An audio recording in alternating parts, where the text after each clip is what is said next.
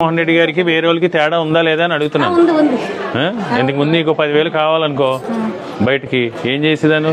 ముందు 1,000-2,000 రూపాయలు కాదు, ఉండు ఒకసారి. 10,000 అవసరం ఉందమ్మా, 10,000 కావాలంటే ఏం చేసేదాన్ని ఇంతకు ముందు? అప్పు చేసుకునేవాళ్ళు. ఎంత 10,000 ఎంత కట్టుకునేవాళ్ళు. వడ్డీ? ఇప్పుడు జగన్ గారు వచ్చాక నీ చేతి వస్తుందా? వచ్చింది. ఎంత? 3 సార్లు వచ్చింది. ఎంత? 18,000. 750 రూపాయలు సంవత్సరానికి. అదే నీకు సంవత్సరానికి ఒక 20,000 కావాలంటే అప్పు చేయాలి. అప్పు చేయటం, అప్పు కడతావా వడ్డీ కడతావా అనేది పక్కన పెట్టు. అప్పు చేయటం నీకు ఏమి ఇబ్బంది?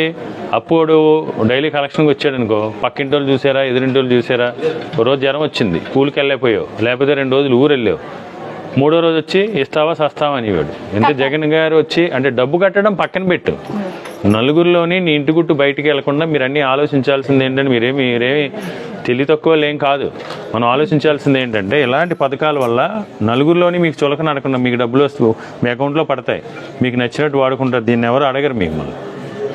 అంటే ఎంత ఆత్మాభిమానాన్ని మీకు కాపాడారు అనేది కూడా మనం గుర్తుపెట్టుకోవాలి. ఈ పథకాలు చాలామంది చంద్రబాబు నాయుడు తాలూకు సొల్లు పురాణం చెప్పి వాళ్ళు టీవీలో వస్తూ ఉంటారు, వచ్చి వాళ్ళకి దోస్తారు వీళ్ళకి దోస్తారు అది ఇది అని చెప్తూ ఉంటారు. ఇప్పుడు ఇవన్నీ చేయబట్టే కదా ఇవాళ.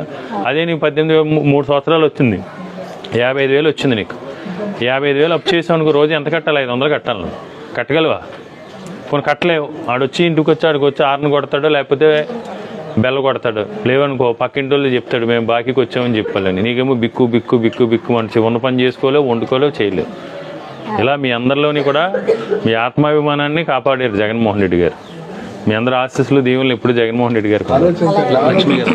ఇవన్నీ అందరికీ నలుగురికి కూడా బాధ్యతగా చెప్పాలి. ఎందుకంటే మామూలు కాదు. చేయుత కానీ చేదోడు కానీ నీకు ఎందుకు చెప్తున్నా అంటే నీకు కొంచెం నోరు ఉంది కాబట్టి నీకు చెప్తున్నాను అది.